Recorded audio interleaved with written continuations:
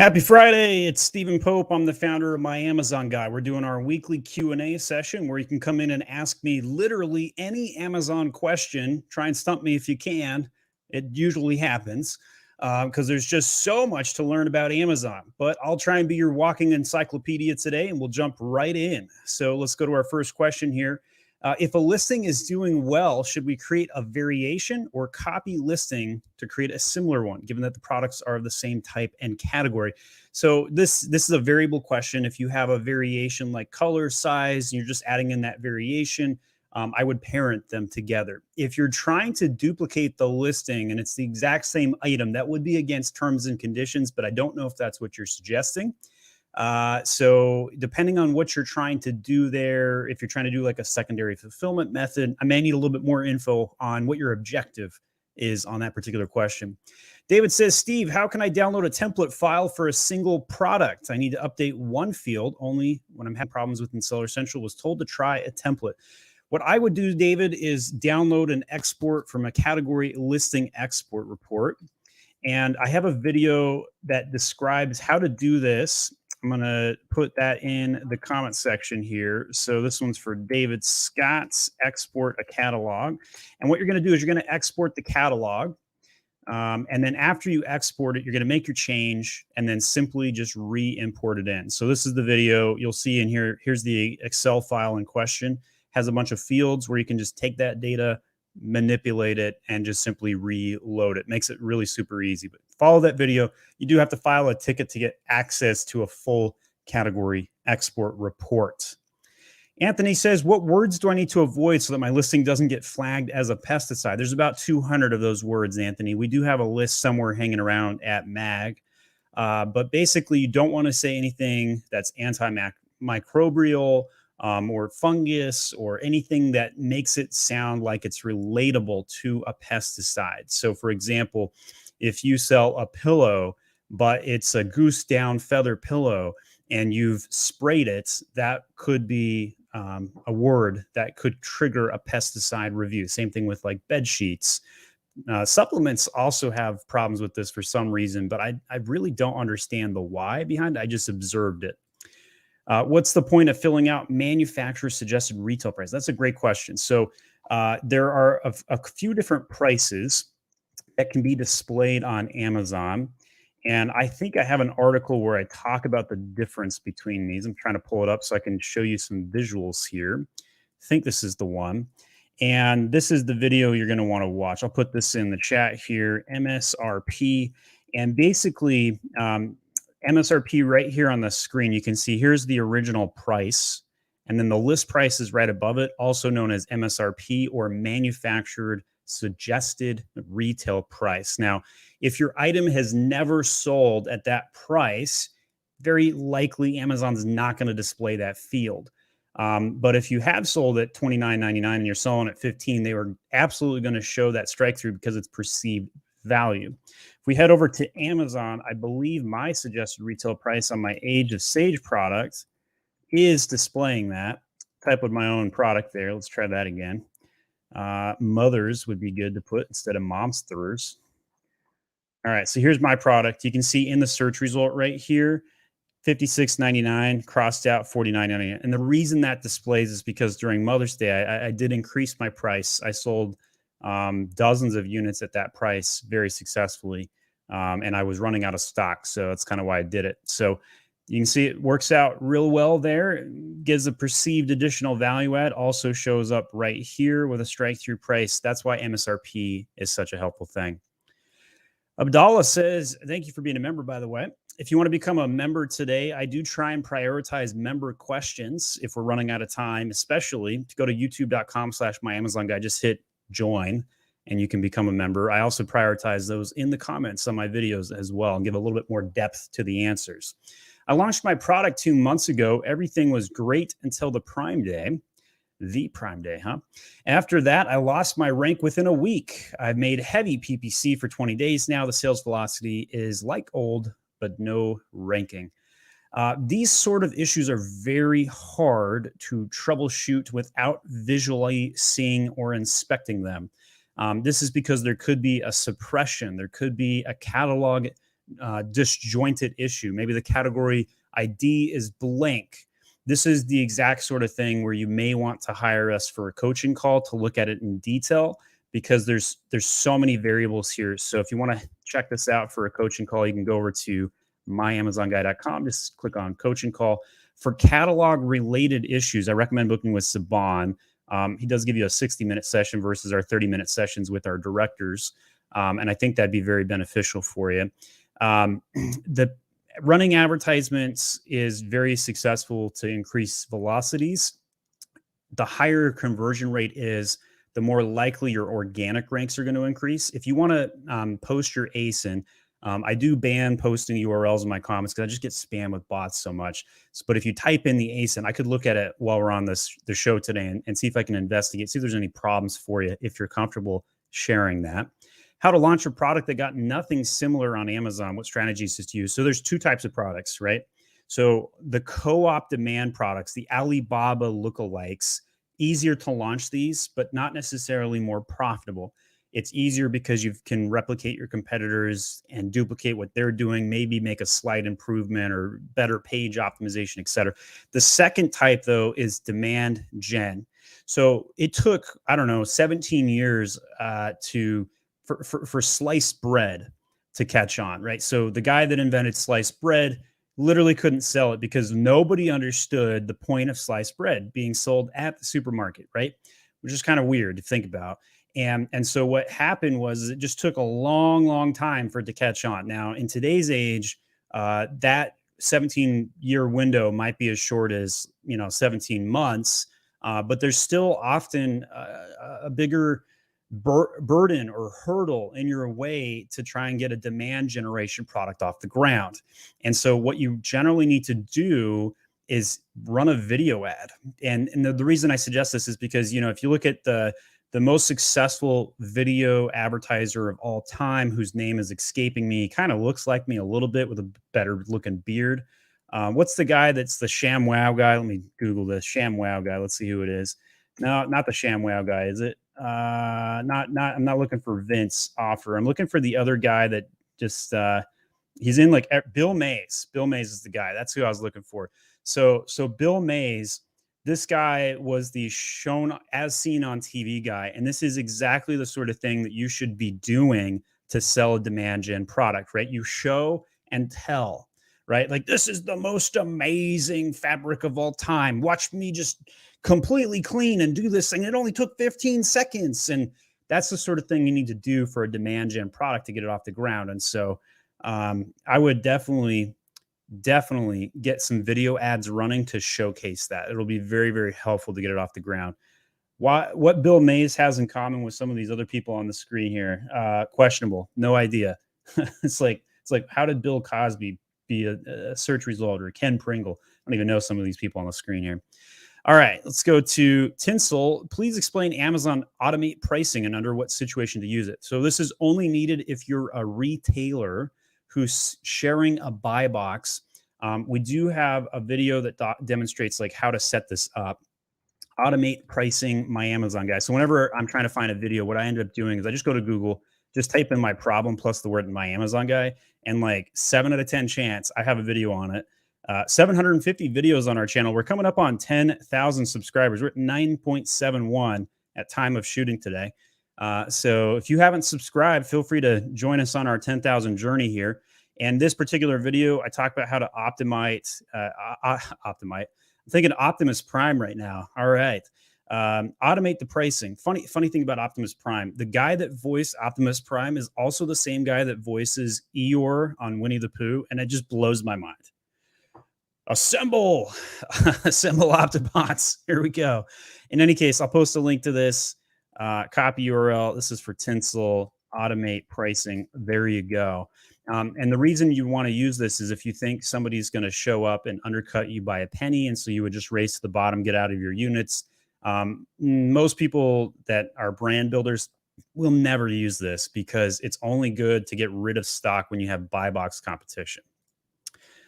How to price a product that no one is selling on Amazon. So I think I did that one already. All right. How to prepare for holiday season as a new seller. This could be a lengthy conversation worthy of many videos. Looks like we got a new member that just joined us today. Thank you, Genius Lab Gear. Appreciate you joining the channel there. Put you on screen there. Hello. Thank you for being a subscriber, joining our channel. So when you're a product for a new season or prep for the holiday season. So right now, the work that you do on your listing, this is the worst month of the year for Amazon sales for most products. Now, seasonal summer products don't apply here, but for in general, like it's the weakest conversion rate, weakest amount of traffic during the year. So everything that you do now is about jockeying position. And what is jockeying position? It's literally like you're a jockey on a horse and you're using your elbows right now. And there's only going to be inches that the horse is going to win the race by. So you're jockeying to gather that sort of inch or two right now, which doesn't feel too valuable. But when you're farther down in Q4 and when you're in that deep, last leg of the race, you will be thankful for the inch that you gained during the month of July. So my best high level advice is jockey for position right now, because you'll have a lot better opportunity to do that. My wife likes to troll me. She has asked me, what is my favorite Elton John song here? And I would say probably from The Lion King, not Feel the Love Tonight. Let's see, which was a good, what's Circle of Life. Absolutely Circle of Life here. I think it's hilarious. So my wife joining here. Thanks, Em. Love you lots. We'll play a little Elton John Circle of Life in the background here for a moment. Rachna says, please explain Amazon automate pricing. In other words, we did that one. How to prepare for a new seller. I don't know how I skipped down. Abdallah says, do you launch with a low price and then increase it gradually? If so, when to increase and how much? And how would you price a product with a new cool feature no one is selling on Amazon? So I would say definitely come in at a lower price and gradually increase it. Usually every 7 days, you can raise it by $1 and probably see almost no impact to conversion rate. We've run these tests multiple times for our clients. I also have a video where I walk through this exact scenario. $1 test price, my Amazon guy. I'm trying to see if I can find that video, see if I can find my test on that one. Nope, not as easy to find that particular video, but I did run a $1 test, 0 change on conversion rate. So if you haven't run a price change on your product, it's worth testing out that price to see what kind of impact that might have for you. But definitely don't do big jumps. You always want to do gradual. If you jump more than 5%, then Amazon might remove your own buy box from you. Sounds weird, right? But that happens quite a bit. So how much? $1 every 7 days would be kind of the general best practice. Now, if you're running out of stock, ignore all the rules and just go as high as you think somebody's willing to buy before you run out of stock. I'm a proponent of gain that extra profit before you run out of stock. And not necessarily go out of stock at high velocity, especially if you're going to be out of stock for 3+ weeks. If you're going to be out of stock for a week or two, maybe consider going out of stock at a high velocity because you're going to come right back in. But generally speaking, I like to raise the price. And one of the other side silver net benefits, the silver lining, is you could get that MSRP at a higher price if you sell at a higher point, which then gets you the strike through, which we showcased earlier. Anthony says, will Amazon search algorithm lower your listing rank if your conversion rate drops? It can, yes. I'm asking because I like to look at my listing quite often. No, I will slightly take a hit on my conversion. Well, it just depends. You're going to have some objectives that you're going to write down, and then you're going to say, hey, here's my objectives. Here's what I'm willing to risk. Here's the impact of those risks, and then take a judgment call and go with it. So Anthony, yes, you're going to take some conversion hits if you make some changes, but sometimes it's worth doing. The more successful your listing is, the less likely you want to make changes to it, right? Even if your listing doesn't look great, sometimes making changes when it's doing well could make it go down. And so just depends on your risk persona. Ian says, good morning, Stephen. Good morning. Right back to you. Jay says, hi, Stephen. Any video for beginner related to the shipping info, how to ship Amazon orders like we're using FedEx, how to set up an Amazon, etc.? Yes, absolutely. So there's a couple different videos you could watch. I have a logistics playlist you may want to check out, Jay. So ship my Amazon guy, checking out, see what we can find on Google here. Shipping toilet paper with my Amazon guy. I did a little 7-minute video on some logistics scenarios. That one's a silly one. Because we ran out of stock on some of our toilet paper for one of our toilet paper clients. Let's see. I do not see the video that I think you need to watch. How to create an LTL shipment. If you need to do that, that might be helpful. There's one for first-time FBA shipment that I think you would probably find really, really beneficial. There's one on the difference between handling time and latency time. So handling is how many days, how quickly you can get it out the door, and then your shipping time frame is in addition to that. So you can have a latency of 1 or 2, but maybe your shipping time frame is 5, so your total of 1 or 2 plus 5 is 6, etc. How to create an FBA shipment. I think this is the one I was looking for. So Jay, check this one out. I think you'll appreciate that one on how to create shipments. Thomas says, what's your opinion on Amazon Global Shipping Service? Do you use it? Recommend it for ocean or air transport? I'd say it's competitive. The nice thing is it's a little bit more guaranteed. You have a little bit more comfort level in the tracking. So yeah, I think it's fine. I wouldn't say it's any better price. I'd say it's right in the middle. But I definitely would recommend using it. Amazon has not accepted my submitted manufacturer Chinese invoice for lost shipments. Any advice on how to do it for them to accept it? So if you used a partner carrier, that's when they're going to reimburse you for something like that. If you didn't use the partner carrier, they may not reimburse you at all. Now, if you did a partner carrier like a UPS or an LTL partner carrier, and then they asked for an invoice to show the value of the items do need to match up. You need to show like the manufacturer, your name and address needs to be on these documents. So if one of those things is missing, that might be what you need to fix there. Kevin says, good morning. Brady says, hey, everyone. Boxer, hi, Steve. I did what you mentioned about replacing the pink words with my competitors, 20 to 50 ranked words, but most of them are still pink a few days later. Should I change them again with other words? So the reason that they're pink, Boxer, is because they're already present in your title and your bullets. And so what I would do is I would track all of your keywords, throw them into a tool like Helium 10. And if you're indexing for, let's say, 1,000 keywords today, and you swap your pink words and you go up to 1,200, you know you made a good change. And then if you want to rotate the pink words again 2 or 4 weeks later, you could. And then if let's say you do that a second time and you go from 1,200 to 1,300, then you know, again, you made the right decision. So it's all about objectively measuring your changes on anything related to keyword tracking. So I think that's the best advice I'll give you on that one. Jeffrey says, I already sell a vitamin FBA and a book FBA. If I create a virtual bundles, is this new virtual bundle combo need its own advertising? First off, you can't do sponsored products with virtual bundles, so that's out. You could do a sponsored brand, but that's a little shaky. General awareness higher in the funnel. Or will it show based on vitamin ads I already run? So I would say virtual bundles are a defensive measure. They're generally not an offensive measure. They take up room on your detail page, which is beneficial so that somebody doesn't go and create a sale on somebody else's listing. But unfortunately, there's not a lot of ways to grow virtual bundle sales. So I could showcase what a virtual bundle can look like. And I'll pull that on a screen momentarily here. Here we go. So here's what a virtual bundle could look like. So it's both best wife ever and best husband ever. And it's a combination of 2 products, which you can see here. So then if you go over to one of these 2 products and you scroll down, you can see what the virtual bundle looks like from the opposite perspective. So as I scroll down here, make it a bundle, 2 for 1, save a couple of bucks, Chrome extension for Helium, pushed it down. And then you can see it right here. And so this is an extra couple of inches of real estate that pushes down, instead of somebody seeing the frequently bought together, right? So best husband ever, but best wife ever. And this is my competitor product, right? So if we go over here, this dude's selling it for $10. I'm going to lose some sales to that guy because I'm selling it 14, right? Now I have 1,900 reviews and I can defend my turf just fine, but a virtual bundle will prevent somebody from going into that secondary product. So, hey, $27 versus 25, but you're getting similar fonts, etc., could be more beneficial. So that's what I would do there is I would just use it as a defensive measure.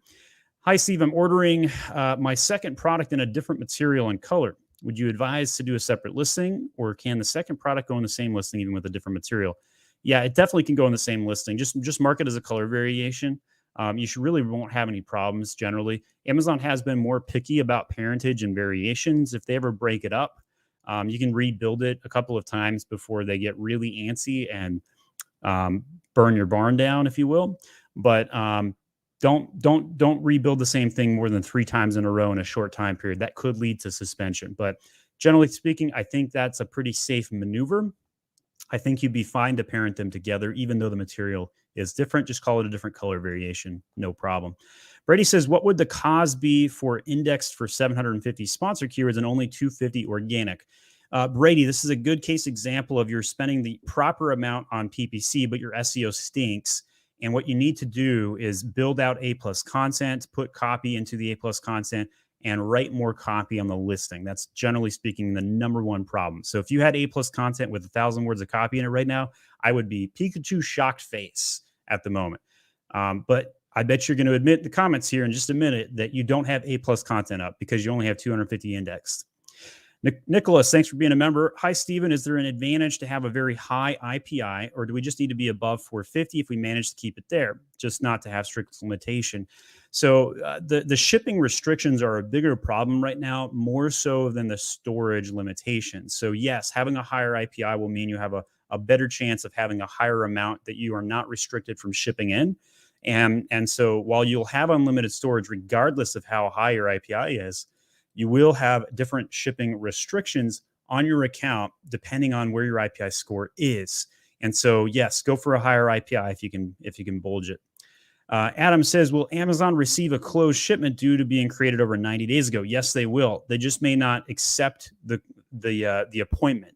So my shipment auto closed while in transit. Max storage limit also decreased. So shipment coming in is greater than my limit. So Adam, I've done this many times. It's pretty safe. You're probably going to be okay. To just proceed with the shipment. It'll check in just fine. The only challenge will be is if you were trying to drop that off at Amazon and it's a closed shipment, they won't let you schedule an appointment. So if you haven't got the carrier, like the LTL, for example, already arranged, you might have to recreate the shipment, unfortunately.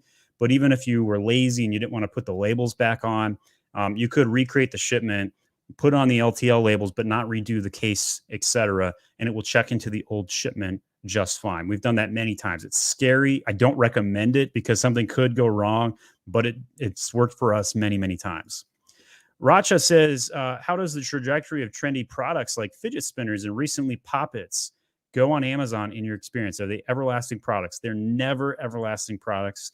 Everybody jumps on the bandwagon. Then there's too much sourced product. Price plummets, and then nobody's making money. So the guys that spent a couple $100,000 on fidget spinners lost 80% of what they spent on it when they jumped in to fidget spinners. Now, the guys that made out like bandits were the dudes on like Baltimore streets selling fidget spinners in the first 30 days when they became popular. Those guys made out like bandits. But the guys stocking up on the goods, trying to sell on Amazon, not a chance. Anything that sells for under $15 on Amazon is really difficult to make a profit, especially if it's not in grocery.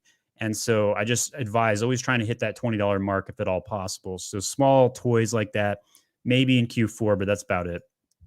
Nicholas says, tricky question. I have to convince my team to spend $1,000 for A+ content. You're thinking about ordering from my Amazon guy, I would suspect. How would I do this? I need an ROI analysis, but I guess you have a good story or data to help share for you. So I think it's very easy to make a compelling case for why spending $1,000 on A+ content will make a difference. If you go over to our website, we have over 500 designs that we've made, many of them when we're public. You can see some of the designs we've done here. And if you build out a design that has SEO implemented into the design, your indexing is going to go up like 25% in the first 30 days, like almost guaranteed, right? So if you're indexed at, let's say 1,000 words today and you buy A+ content from us, it's almost guaranteed to be at 1,250 by 30 days, end of the month. And so those additional keywords are going to index. Those additional index keywords lead to additional clicks lead to additional sales. And so A+ content absolutely pays for itself. Additionally, it improves your conversion rate very, very quickly, especially for mobile. And so when you add A+ content, it's going to drive more traffic and it's going to convert more people. There's a reason why we generated 500 of these designs. It's really critical. It is literally after you create a listing, it's the most important thing that you do besides loading a main image. It's that important. So it's critical, must do, must have. The reason why design is one of our 4 core services is because it's that core. So Nicholas, hopefully that's helpful. You could look at a bunch of our success stories, testimonials. I don't want to make this entirely just kind of a soundbite of advertisement for my Amazon guy, but without a reserve in my soul, you should buy that A+ content and it will pay for itself within a couple of months. Guarantee it. Can you share any ROI sheets? So we do have a way to calculate the fees and the margins report. So here's a website link on how to do that. I posted it in the comment section. So you can see all the fees that Amazon charges you, and you can calculate the P&L like this. It'll show all these things. The only thing this doesn't do is show your COGS. So to calculate your COGS, you just put those into a sheet, Excel sheet, Google sheet, whatever, or use a tool like Helium 10 or Seller Legend, whatever it might be. Those are all tools that can allow you to calculate everything very quickly, including advertising costs, all the way down to the SKU level. Now, most of those reporting and tools, choppy UIs, they're still in their beta. In my opinion, a lot of things that they still need to build out, but they're very, very helpful to answer that question. So by and large, you're going to have Amazon fees be somewhere around 33%, give or take, depending on your category. 11% is what I recommend you spend on advertising. You have a referral fee of 15% in almost all categories. And then shipping and logistics usually makes up the bulk of the difference. So the FBA fees, the shipping in and out of Amazon fees, etc. Nicholas says, by the way, I recommend your service to 3 other teams already. You're a very valuable resource for Amazon sellers. Keep up the good work. Thanks. I really appreciate that, Nicholas. We really appreciate any referrals you can have. Brandon said, I reconciled a shipment with Amazon. Entire SPD lost. Provided all supplier invoices, Amazon refusing to reimburse, stating it's not accepted by the Amazon policy. What I would recommend, Brandon, is hiring us at My Refund Guy. We'll go to bat on your behalf. And this is an add-on service. It's free for the first $500. We claw back money out of Amazon. I think I've saved clients $100,000 on lost shipments. Pretty amazing amount of money that we've done with the service. Everything from lost damage units, mishandled returns, lost inbound shipments. This exact scenario would be this one right there. So Brandon, if you've done everything you can, hire My Refund Guy. We'll go to bat for you and we'll get it done. And if we can't get it done, it won't cost you anything. So that's the nice thing about it. The invoice from the suppliers all have valid information. All show 4 corners of the image. There's probably a lack of your information on the invoice that's probably throwing them off. But there could be just a wording that you need to add in there. So check out myrefundguy.com. Do you recommend dynamic pricing to increase profit? I generally don't. Low when sales are high, high when sales are high, or do you think once it goes low, it will hurt very bad to increase back the pricing? You know, this is a very advanced technique. If you're more than a 7-figure Amazon seller, I might consider it. But anything short of that, I don't think anybody should check that out. I do raise my prices when I'm about to stock out. I do raise my prices going into Christmas. I think those are, bar none, very easy decisions to make. And if you dynamically massage the pricing to help it, you're going to have your lowest prices on Fridays and your highest prices on Mondays. So you're basically give away sales that you don't need to give away to lower the price if you do it that way. There's just a lot of variables with this one. So generally, I'd say I'm not in favor of it. But if you're a sophisticated seller, you're looking for an edge, you've checked all of your other basic boxes, yeah, by all means, test it out, see what happens. Brandon, try to use My Refund Guy, maybe. Yep, thank you for that pitch. Use Getita. I don't know what that one is. Ah, dang. Nicholas, sorry today I cannot stay the whole stream, so I asked everything before it starts. We'll wait to the answers and go. Thank you so much. You don't know how much you really help a ton. You're very welcome, Nicholas. We really appreciate that sentiment. If you want to help us out today, just leave a comment expressing your own gratitude or become a member of the channel. Brady says, can you still use competitor brand names in your search term field? You can, but if you get caught, they will suppress the listing. So it's not generally a recommended activity anymore. Any trademarked phrases could get your listing yanked. Now, if you're using a partial match, I think that's totally fine. I honestly, we've only ever seen 1 or 2 products ever get a problem from this. So it's a very rare challenge. And I don't see a lot of problem with this. And so sometimes when we start out a new client, we're not familiar with all the brand names. We might accidentally sneak one in, but we've never once seen a problem with it by doing that. So I wouldn't worry too much. I would avoid it. Could you do it and get away with it? Probably. Sonny says, is it con man for sales to fluctuate on a day-to-day basis? What's your take on that? I don't think it's con man. I'd say we're all capitalists. If you're not a capitalist and you're watching this video, you're in the wrong business. We're all here to make a profit on Amazon. We want to add value. That's the best way to make a profit, is to add value to society. But if there are certain tactics that, could be discouraged or encouraged or whatnot, black hat versus white hat. I wouldn't say managing prices is black hat at all. I'd say it's totally white hat. Just depends. You clarified common. So my answer pretty much the same though. Patrick says, what's your opinion about Amazon antitrust case? So this is going to be bad news bears for sellers, most likely, Patrick, because it means Amazon's going to raise the bar. They're going to hold sellers accountable for things that they do on the Amazon platform. As one case example, Amazon made it harder to sell supplements, requiring more documentation. So as Amazon loses court cases, they're going to mature the marketplace and make it harder for sellers to show up. So probably come out worse for the wear. Now, with that said, Jeff Bezos literally is, running the government right now. He's half the economy, even though he's not the CEO anymore.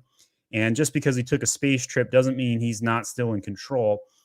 So I think that there is almost no chance that they will break up Amazon. Now, they broke up AT&T, and they tried to, they looked at Microsoft. They did all these things for way lesser of crimes or, monopolies back in the day. But there's just a 0% chance Amazon's going to be broken up because they are so in bed with the government. All of the tools like the data management, the warehousing, Amazon sells it to the CIA. The CIA gets all of the data from, the Alexas the Alexas that they throw in your homes. And so there's just no way Amazon's going to be broke up by the government because they're in bed together right now. If there was a populist who got back in power and went to task and was able to turn the wave, maybe. But it's pretty unlikely. I think the government's got that one on lock right now. They like Amazon in power. Burak says, should I advertise both exact and phrase match together to rank a keyword while launching a product? Yes, you absolutely should. You might even be surprised. Broad match might outperform your exact match. Amazon gives a little bit better pricing for people doing broad match, believe it or not. So I would test it. I would run 2 campaigns, see what does better. I'm just about to send my first product to Amazon. I've set up my listing. Is there a way to preview what it will look like when I edit my listing and click view listings on Amazon? Page cannot be found. That's because you set the launch date. So no, as long as the launch date is set, you can't preview the listing. It'll show the Locks Dogs page. There's nothing wrong with that. That's normal. So proceed, with your launch. You could also turn off the launch date temporarily. We do have a video on how to set up a launch date. Very easy to do so. You just have to go into the back end and click on edit in the settings category. And you can check that out. So best day of the week to launch a product, by the way, I think is Sunday, because Sunday and Mondays are the best day of the week. All right, let's scroll down to Kyle. Do I need to do something about this warning if I sell clothing? CPSC has issued a notice of violation. Amazon is requiring the company to file monthly reports on the number of hazardous products in its inventory. I actually do not know the answer to this one, Kyle. I would suspect no. If you don't sell hazardous goods, you'll probably be fine. But depending on which country you're in, there might be different answers on that question. If anybody knows anything about the CPSC issue, please do add a link or an article if you can to the comment section. Old Hickory, what SEO strategies would you use for a business that is Q4 holiday season, heavy with tons of SKUs and poorly optimized listings to take advantage of this holiday season? So what I would say is optimize the listing and take advantage of the SEO and the A+ content. Other than that, it's all about PPC and it's all about the main image. So if your question is how do I 80-20 the situation? Look at the top 20% of your catalog and spend 80% of your time on it. So make sure that there's videos listed, make sure there's 6 photos, put up the A+ content. Maybe you need to do one A+ content for like 1,000 SKUs in one shot, where it's just generic and talks generically about things. That'll still make a difference. I'd still do that. But other than that, PPC will be your best friend when you have lots of SKUs. You just got to find the best keyword for each SKU. I'd spend a lot of time on that. Dan says, hi, as regards to listing quality dashboard, should that be impeccable? Not necessarily. You can get away with some violations. Even, sometimes they give you violation notices when you're not really violating, so it's fine. We have some listings with up to 9 improvements. Oh, you're talking about the improvements part. Does fixing that make a real difference? No, it will not. So if you're missing attributes, filling those in generally won't make any difference. Anything that's front facing has way more impact. Now, if you haven't filled in the fact that your material is glass and you sell beer glasses, obviously I would do that. Not a lot of effort to do that, but not a lot of gain. This is low effort, low return kind of question. Dr. Kaz, good to see you. Hi, Pope. Due to personnel, I missed some merchant fulfilled orders. My late is 15%, 10 days, and 4.2 on 30. When does Amazon actually deactivate? Amazon targets 4%. Health is perfect otherwise. You'll probably see a warning on your account for about 30 days, and then it will slough off, and you'll never see anything about it. Now, if you had multiple days where this continues to happen, they will call you. They will give you a verbal warning, and then they will shut off your ability to sell merchant fulfilled. So do take it very seriously, but I'd say your overall health and history showcases that you're probably a good guy, and you'll be just fine there. SC Trojan Baller, about to launch a product with college students being my target customer. I was thinking to bring my product on the first day of school to give away. Not a bad idea. How can I make the most of all these giveaways that I'm doing physically to help the launch? Well, if you look at an energy drink called Red Bull, they gave away their product on every college campus for years, and that's how they created their audience. You're obviously not going to be able to make it to every college campus. And so what I would do is, I give away some of that product, but don't expect the return to be immediate, right? Like it's going to be a mass campaign with a long tail results that you're going to have to calculate over the course of months, if not a couple of years. And so these college students are not going to go leave you reviews. They're not going to go do these sort of things. But what I would do if I were you is I would have some sort of Instagram campaign attached to your idea. For example, if you ask them and said, hey, I will give additional free product, or I'll give gift cards or another something, if you just simply post a picture with this hashtag, that's a great way to take advantage of it. Then you can generate the images as the justification for the product giveaway, then use those images in your marketing material and repurpose those for Facebook ads and social posts within Amazon social posts. That's where I would get the value out of that technique. My main supplier was damaged by recent Chinese flooding. Oh my gosh, I'm so sorry to hear that. In the Henan Province, I may run short on stock. You mentioned to start increasing pricing when you know stock is out, or stock out is coming. True? Yes, 100%. Dr. Kaz, you should raise your pricing immediately, 10, 20%. If you know you're going to stock out even 2 months from now, I would start massaging your pricing upward for sure. Andre, thank you for your donation today. How to send external traffic to Amazon product page. So basically what you're going to want to do is you want to set up Facebook or Google campaigns. These are the best campaigns to launch. Now, the Amazon attribution program does not work very well with conversion tracking with Facebook or Pinterest or some of the other social networks. It does a little bit better with Google. Amazon also just created a new program where you can now prioritize some traffic and get paid for it, get some incentives with discounts on your referral fees. So you want to make sure you sign up for the Amazon attribution program and utilize that whenever you're sending external traffic. There are many platforms that you can buy traffic on. Depending on the target demographics of your product could dictate where you might find your most success. For example, you may want to use the display campaigns inside of Seller Central that have external traffic validity by targeting people with similar demographic searching. This is all brand new in the last 30, 60, 90 days within Amazon. You used to have to use DSP and spend like $45,000. But now inside of Seller Central, you can access external traffic. I think that's the number one area that I would recommend, Andre. So check that out. There's some targeting, like for example, let's say you have a product that's good for newlyweds. Well, you can target people that were just recently married, which is a great external traffic generation.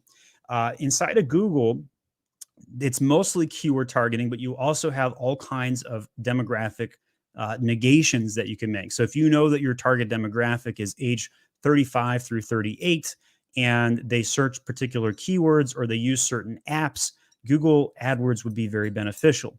Inside of Facebook, the demographic targeting is even stronger. And this is because most people have actually told their demographic information into Facebook over the years. So they have a lot more data to work with, interests, audience-based interests and pages that they've liked, etc. So those are the platforms I would check out. Now, if you sell something that's Pinterestable, that somebody would put on Pinterest, maybe check out some Pinterest ads. Snapchat didn't do very well for anybody we've tested it for. Pinterest is a little weaker than some of those other opportunities as well. All right, so let's go to the next one up here on the list, scrolling back up. Let's see.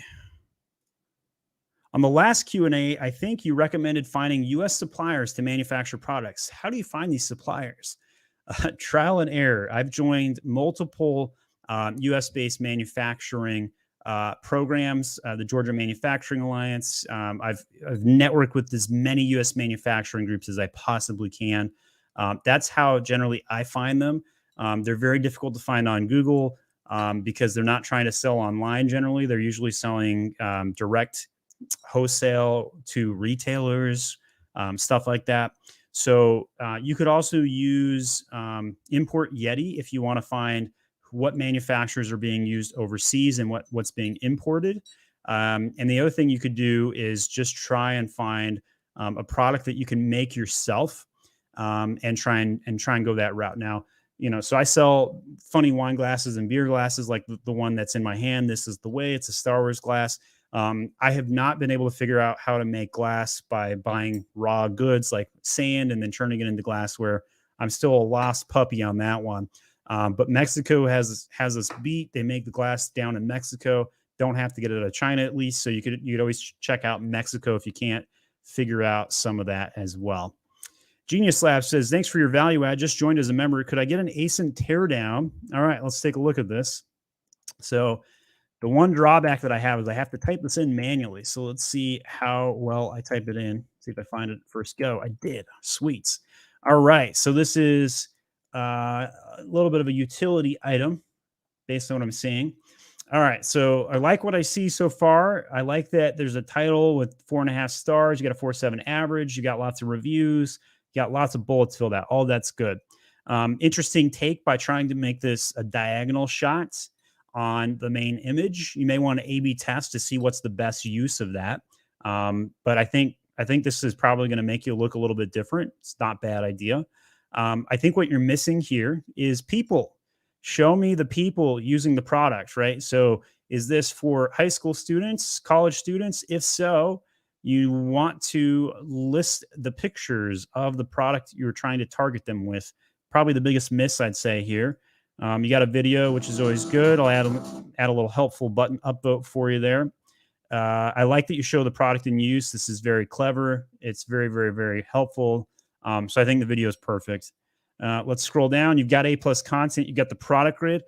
So last Friday, when we were live on the air, the product grid on all products was taken down for about 24 hours. It was a bug. Crazy. One of you guys brought it to my attention. By Saturday morning, they had fixed it. So I really like the fact that you can showcase like which one does what. This one's got the periodic table. This one doesn't. So if you need that, you need to buy the Pocket Chemist. So I think you've got a clever product here. I would probably do some parentage potentially. Price point's really pretty solid. Maybe do a kits where you sell all of them together. You're probably already doing that, but I can't see that very quickly. Let's see if you got like a multi-unit.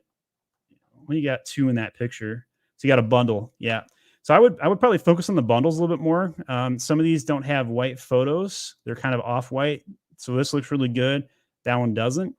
So that's probably the other thing I would do there too. So yeah, pretty good shape. Let's do one more thing here. We'll look at the listing and go to the keywords.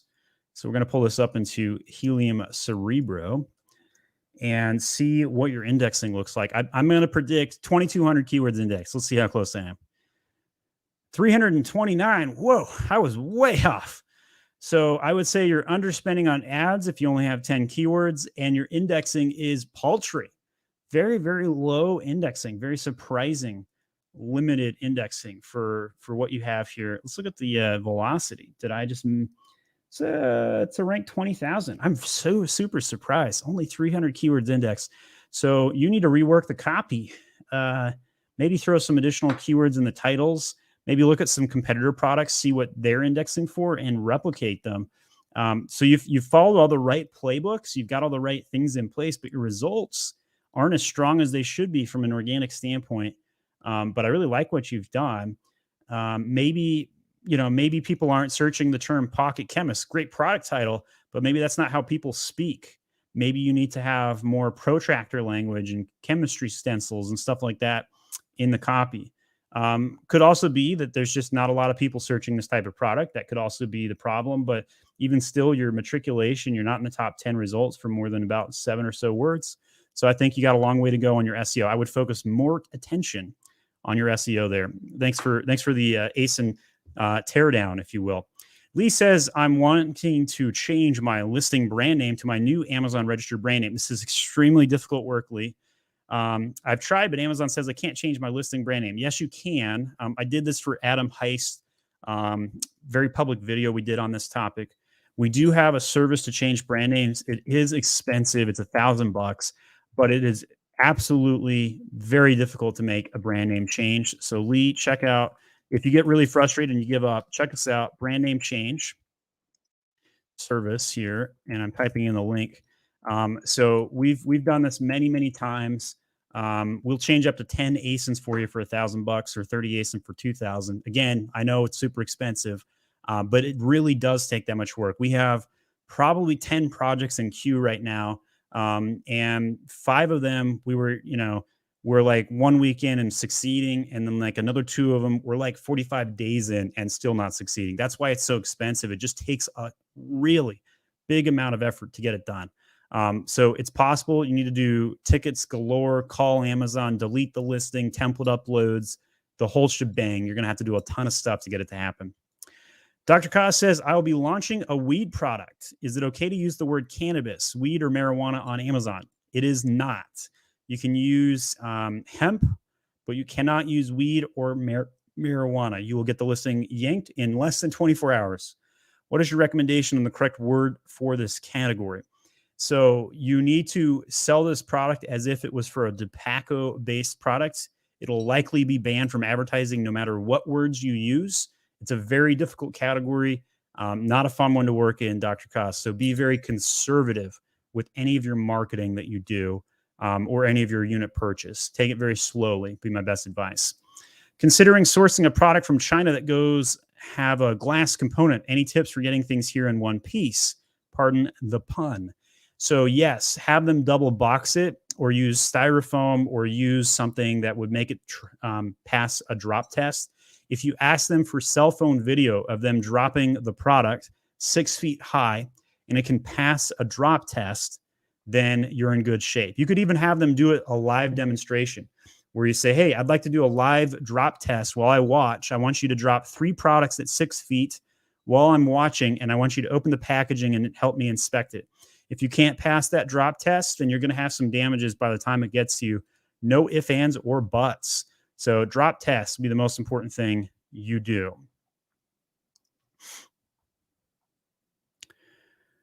All right. Can't update images. The attribute you've requested updates on has already been claimed by another representative of the brand, and the ASIN is currently listed under. The other brand is the Amazon warehouse. Wow, that stinks.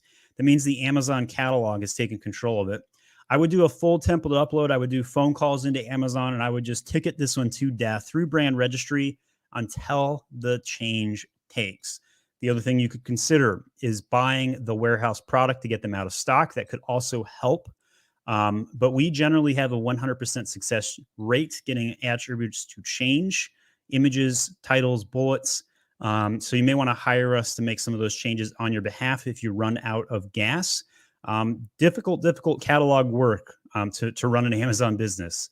But I would say that's probably the best thing I would do there. Is just you're gonna want to squeaky wheel this one until the change gets made. Angela says, I heard recently that you should register your trademark in China because it's first in, best dressed in China. And if someone else has your trademark, the Chinese government will block any products leaving China with that trademark on it. What are your thoughts? I'd say it's very unlikely. Once you become a 7-figure seller, I would say it's worth trademarking in China. Helps you avoid some ripoffs and other challenges and problems. So yes, I would do it. No, I wouldn't do it in the first year of launching the company, but I definitely would consider it year 2 plus. Once you hit that $1 million mark, it'd be worthwhile. I've never once heard any success that intellectual property actually helps protect you in China, unless you have a really good lawyer who knows how to file the proper court cases in China directly. But even still, there's bribery, there's all kinds of fraud and challenges working in that culture, unfortunately. So even with the trademark, you may still have problems. How do you decide if this product we must go into? How do you plan the launch? Only PPC? What is the generic strategy and keywords you go with? So I did a very big video where I talk about my launch of my Age of Sage product.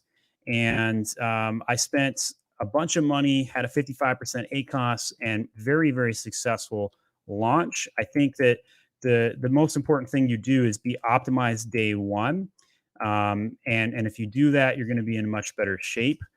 So that means have all 6 photos, your video, all of those things done from day one. And let's see if I can find that video for you. So I'm looking for my big launch video. It's got a picture of a rocket on it. I'm trying to remember what I titled this. Maybe I'll just type in big reveal. Nope, unfortunately. All right, so look for the one that has the rocket ship on it. Maybe I might have the word ACOS in the title. Let's see. Still not seeing it. Sorry about that. But I have a very good video that talks about this exact scenario. I spent $11,000 on ads. I made $135,000 in 3 weeks going into Mother's Day by having everything optimized and spent lots on video ads. Very successful. Preferable market for a newbie. So you could mean country like US. I would say that's preferable. You could also mean Amazon versus Shopify, and Amazon is definitely a good market for a newbie. eBay is a good place to test, just going through the motions. Dan says we have a lot of product, more than 200 that we know will not sell anymore. Do you think it's good to close the listings and delete them? I would liquidate them, donate them to a charity, and then I would not delete the listings. I would just zero them out. The reason why I wouldn't delete them is because they will get hijacked and reused by somebody else. And if you keep them in your data, you might be able to repurpose them. Even if you'll never sell that exact item again, but maybe you'll sell an upgraded version of it. And you might want those extra 200 reviews that are sitting around. So that's why I wouldn't delete them. Was just invited to sell in Canada with a 90-day dedicated Amazon rep. What number of money USA sales would you say is worth the tax and logistics challenges of doing FBA in Canada? At $80K revenue a year right now. So I would say you're probably going into Canada a little early if you're only at $80K in revenue a year. I would say go ahead and go through the motions because you never know if that rep will help push your product. But I would probably only do 1 or 2 items and test them out and maybe keep the quantity down to like 100 just to see what happens. Canada has all kinds of other challenges and you're going through customs, tariffs, etc. Do the NARF program at the very minimum. I think NARF is a great starting point, but if you're going to go into FBA, you're going to have to do tax filings and a bunch of other things. So there's just a lot of things you got in front of you you're going to have to deal with. Post a video to my NARF in the comment section. Andre says, how to send external traffic to my product Amazon page so the external traffic becomes an external sale and to have a bigger impact on rank to redirect the traffic to a canonical URL. So what you could do there, Andre, is you could create a Shopify page, WordPress page, and then they click the buy button, but go into Amazon. You can program it so that it adds to cart inside of Amazon. One of the best ways to do that is use Helium 10's gems URL hack. I'll post a link to that one as well. We do have a 50% off Helium 10 code. You can use my Amazon Guy 50 if you want to use that. And this particular technique will allow you to set the URL so that it adds to the cart right there. Canonical URLs, as well as other gamification of URLs, unfortunately does not have as big of an impact today, Andre, as it did a year or 2 years ago. It still works, a little bit more risky now. I have heard of some people getting penalized on keyword rankings for quote unquote gaming the system. But by and large, when you're sending good, high quality external traffic, Amazon's going to reward you for that. And so, yes, I think it's worthwhile doing. I think it's generally a good idea. Raj says, how do I succeed in supplement product if Google, Facebook, Amazon ads suspended the ads? So chances are you're probably selling a fat burner, #1 supplement that gets banned. Nothing you can do about that. There's just certain products that are just flat out banned from ads. Nothing you can do about that at all. I'm so sorry. DK says, hey, Steven, my last video for Mr. Heiss after a visit to Prosper Show talks about major increases in PPC costs. Yes, we're up about 30% between January and June and July. And I would say this is because the platform has a lot more money entering the space. You guys have seen me do a bunch of videos on the Amazon aggregators. $3.2 billion entering the space right now. Well, what happens when you have a bunch of, dumb money and fresh money and new money entering the space all kind of simultaneously at the same time? You're going to have challenges, right? And so the biggest challenge that you're going to have is that costs, especially with PPC, is going to go up. So if you want to check out our information on some of this, you can go to AmazonAggregators.com or just click on the link below. And you can see all of the aggregators. We've had Thrasio on our podcast, great video. We've had Perch on our podcast. They've all raised a bunch of money. Heyday's another big one. Looks like I got Joy and Brandon listed there twice. I'll have to take a note to change and fix that. And then we've got all of these other aggregators that we've listed. We've documented about 80 of them. And by my calculation, at least $3.2 billion have entered the space in the last year or so. So that's why PPC costs are going up. And I'd say, you're going to have to bid up to get that inventory. Amazon's going to run out of inventory for their PPC, and that's going to make external traffic more important long-term, but short-term, probably I'd still prefer Amazon sponsored products over anything else. Obin says, listing yanked. After marked as restricted, reinstated, but now a bunch of inventory marked as defective. Do I need a removal order, or could I file a case for unfounded restricted reason? So the bad news is this is going to fester. This is going to be a very bad problem for you, that even if you play this correctly, you're going to be screwed by Amazon. That's the bad news. So what I would recommend doing is calling them and ticketing them every 2 or 3 days until they fix it. I would not allow them to damage or destroy the inventory or remove it. Have them audit the inventory until they put it back into use. Chances are it's going to take you 30 to 90 days to get this fixed, because Amazon's warehouse is inundated right now and they just simply don't care. If you do a removal order, you could ship it back in, but that's just a lot of hassle. And so, if you could, I would ship some fresh inventory in and just try and fight them to get that other inventory released. Best advice I'll give you on that one. Lucho says, hi, Steven. I have a new ASIN, my own brand. This is a set of 6 handmade bracelets. I market under my brand. Can I just send them to FBA in a white poly bag without my logo? Or do I need a logo? Totally can. No problem there. Now, the reason why I say do throw your logo on is because you want to prevent hijackers who can't replicate your logo as easily. So that's why I think that would be important.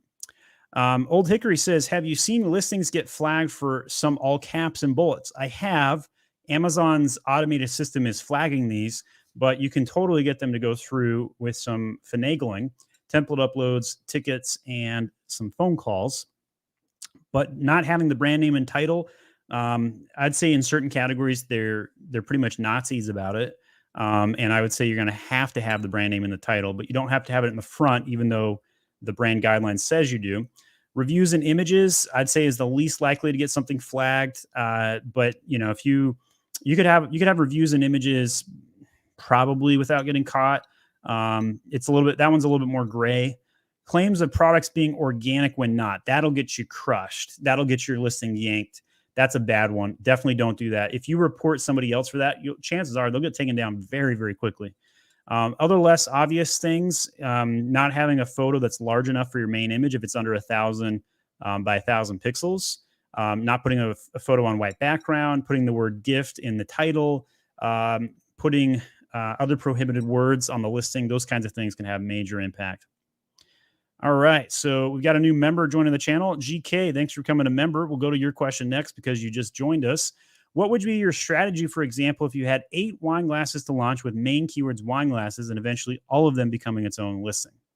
So I would parent all of those together, and I would, depending on what type of wine glasses you're selling, you might have different size variations or quantity variations or whatnot. But generally speaking, I think it's very beneficial to parent items together, especially in the wine glass category. And that's because people are looking for to fill their cabinets with a variety of items. And so having a higher average order value when you're showcasing multiple products can be a very good technique and be very, very valuable. So yes, you're going to have the same keywords across 8 listings, but no problem. The review count sharing will make up for the difference. You could customize some of the copy, the A+ content, the bullets, the titles, the search term fields, and you're not going to go for wine glass on all of them because there's no way you're going to get 8 wine glasses to the top 100 results. I did have the organic result #1 for wine glass back in January and February. And then they banned me from ads for my social distancing wine glass. And then it went down to slot 54. So it's very difficult game sometimes. And so just keep that in mind. Trying to think if there's anything else I can add here. You asked another question. What's your opinion on using new launch in the title? I would say not important because with 0 reviews, it's a new product. They know. So you got an ASIN. Let's type in the ASIN and take a look at this one. So we got Bravo 0. Is that a 0? No, I think that's actually an O. Oscar 8, Sam Whiskey 9, Juliet 352. Let's see if I got type that in right. I did not. Let's switch the O to a 0 maybe. Yep, there we go. All right, let's share a screen here. New launch. I would say probably not going to help you. Probably won't hurt you either, though. But I don't think that's generally an advisable thing. Just like our other ASIN that we got posted and we looked at today, I feel like very strongly you need to show a person. Give me a face shot. Who's your target demographic that's going to use this product here? Besides the skinny arm here. Let's scroll down. You're combining with the other products. That's probably how you're getting your reviews. If it's a new item, A+ content is lacking in copy, but it does have lots of good images. Probably looks really good on mobile. Let's look at the keyword rankings here.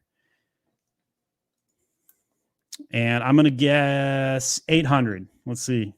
I'm usually not getting guesses correctly in indexing. 1,600. I was off again today. All right. So you're advertising more than your organic is keeping up with. I like to see a 1-to-2 ratio, and you have a 2-to-1 ratio. So you're spending a lot on ads. That's very apparent. The keyword rankings are, I'd say you're in phase 2 right now. So I would probably try and find 50 keywords in striking distance, rank 20 through 50, and try and work on those next. That's probably the most important thing you do. I like the fact you got 6 videos. Holy crap, that's a lot of videos. Run some video ads if you're not doing that as well. All right, so I'm going to go prioritize some member questions here because I'm running short on time. Vickery says, hey, Stephen, can you please share your parentage playlist? The only one I can find is a short one. Yes. So let's go over to my channel and see if we can find that. So if you're on my home screen here and you go to playlists, you can see a bunch of different playlists. I'm going to do Control F for parent. Of course, doesn't show up. Nice. So let's try that again. Let's scroll through. I have so many different playlists. There's 750 videos. I'm surprised. I'm really surprised. I swear I had a playlist on parentage. So let's just type in parentage, my Amazon guy. So how to switch parentage theme. That's not a bad one. Why you need Amazon parentage. That's probably the one you need to start with. So Vickery, check this one out. So parentage videos, try that one. Let's see if I've got a keyword attached to this one for parentage. I do not. Okay. And then the parentage hack to switch this one. This is another good one. that one out. And phantom paradigm, just kind of very bizarre use case scenario. Yeah. Okay. So how to check the variation family. That might be another one to check out. So, all right, check those out, Vic Reed. Let's go up, see if I missed any member questions. How important is exact match in the product title? So I would say it really, really helps to have an exact match. Do commas in the title break up the keyword phrasing like canonization with a dash? They can. For example, gluten-free organic pet food. Yes, they can. I would say it's safe to use commas, and I think having exact match is important, but not necessarily crucial. So this is the situation where you're going to weigh trying to increase your organic keywords by also still having a sensical title where you have conversion at play. And so you're going to walk a very fine line with this to try and make sure that the title that you chose has keyword juice in it, but also makes sense. So it's kind of a judgment play on this one, but I like to rotate my keywords through my titles. And so, if you can't make a decision, create multiple versions of your title, run an A/B test. You could run an A/B test directly in Seller Central. If you have a high velocity product, you can run an A/B test in PickFu. Use promo code MyAmazonGuy if you want to get a discount on PickFu, or go to pickfu.com/MyAmazonGuy and run a PickFu test to see which is the best use. And then use keyword indexing rankings in a tool like Helium 10 to see which of the two is best. How do you launch in a consumable niche like ground coffee, tea leaves, etc.? The ingredients are pretty much the same as competitors. How to stand out? Better to launch when you have an email list. Obviously, any external traffic you can bring to Amazon, especially if it's a curated email list, is extraordinarily valuable. This is a low margin industry, so price is going to be a problem. The heavier your item, the higher FBA fees as well. All of those reasons are going to be very problematic for you. So what you're going to want to go for is branding, messaging, and target audience. So maybe you could service a particular niche of people with your particular type of product that is underserved. So one of my favorite metaphors to always ask is, what's the target demographic of an item, such as a Russian mail order bride? Well, the answer to that question is 4-time divorced truck drivers. It's an absurd metaphor. It's done on purpose. It's memorable. But the point is, you need to figure out what your 4-time divorced truck driver looks like and market to that niche. And if you do that, you're going to have a better chance in a highly competitive product like that. Abdallah says, what's your daily, weekly routine in checking your Amazon account? First thing I always do is look at gross sales. Second thing, I look at advertising, ACoS, revenue from advertising, impression counts. And I like to look at it from a week-to-week basis. Those are the first things I check. I launched my product 2 months ago. Everything was great, but after Prime Day, I lost sales velocity for a week, lost all my ranking. Velocity is back. So Abdallah, I would say you need to look at the organic challenges, see if there's anything that's wrong with the indexing. Joe Shaw, briefly, what are some basic steps to help fulfill orders this holiday season when Amazon goes into chaos time? What I would do is I would ship as much product as you can into FBA without violating restock limitations. I would have a bunch of product on hand yourself, have a higher price fulfilled by merchant listing, duplicate the SKU on the same ASIN, and make sure you have some temp help to go in and ship units, especially from Black Friday weekend all the way up to December 22nd. So have a second person on hand, temp help for 30 days, essentially, to ship those items. Best thing I can say would be very, very helpful. Have you seen listings get flagged for all caps? I think we caught up. All right, so those are all the member questions. We've got all those caught up. I'm going to scroll down, make sure there's no other member questions sitting in queue here. We got one more. Tandis, can you walk through using old closed ASIN with an update of a product? New SKU, wait X days, what else? So if you're going to change the product on an ASIN, this makes Amazon grumpy, but everybody does it. What you're going to want to do is, be out of stock for some time, or destroy the inventory, remove it, one of those two. And then it does not matter how quickly you relaunch the product. Now, if you get a return, you're going to have 1 or 2 grumpy customers if the return goes back into the stock. That's the one downside. So you might want to wait 30 days because of that. But you don't need to close the ASIN per se, nothing like that. Just need to stock out of it. You don't need a new SKU number. although that could help because if you had a duplicate SKU on the same ASIN, you could keep your inventory separate and then remove the inventory for the old while shipping into the new. That would be beneficial. I'm trying to think anything else that could be beneficial with that. I would just say, keep in mind that if you are selling two items that are so absurdly different, then your reviews are going to be about the old item and it will probably piss off customers and they'll think they're fake reviews. So keep that in mind as well. So you want to do something that's like an upgraded version of an old item if you're going to do this. So that is our My Amazon Guy show today. My name is Stephen Pope. I'm the founder of My Amazon Guy. If you need any help growing your sales on Amazon, you can talk to us over at myamazonguy.com. And we're really grateful for everybody that listens in each week on Friday at noon Eastern Standard Time. If you liked today's show, please share your gratitude. Leave a comment on the video, even if you're watching this on the replay. Just leave a comment and say, thanks for doing this. Helps us with the YouTube algorithm. Share this video with one or two people in your network and say, hey, have you seen Stephen Pope's video this week? He talked about lots of different things. We did talk about a lot of different things, launching products, shipments, catalog issues, all kinds of things we talked about today. So thanks so much for watching, and we'll check you out next week. We'll talk to you later. Bye.